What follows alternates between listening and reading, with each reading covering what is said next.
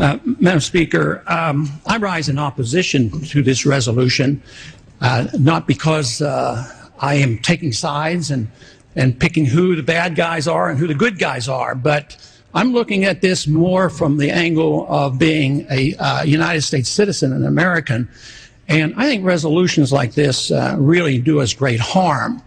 In many ways, what's happening in the Middle East, and in particular with Gaza right now, we have some moral responsibility for both sides in a way, because we provide help and funding for both Arab nations and Israel.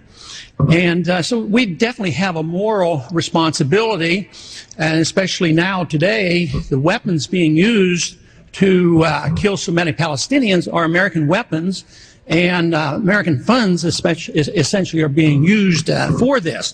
But there's a political liability which I think is something that we fail to look at, because too often there's so much blowback from our intervention in areas that we shouldn't be involved in.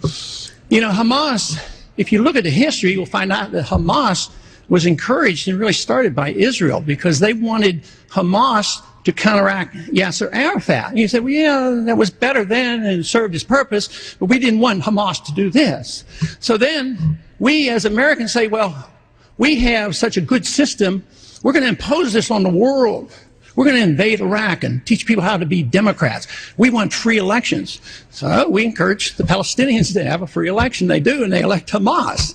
So we first indirectly and directly through Israel help establish Hamas. Then we have election. Then Hamas becomes dominant, so we have to kill them.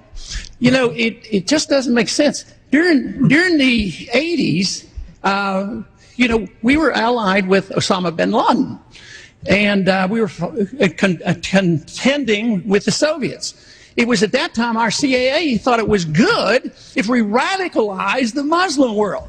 So we financed the madrasa schools to radicalize the Muslims in order to compete with the Soviets. There's too much blowback.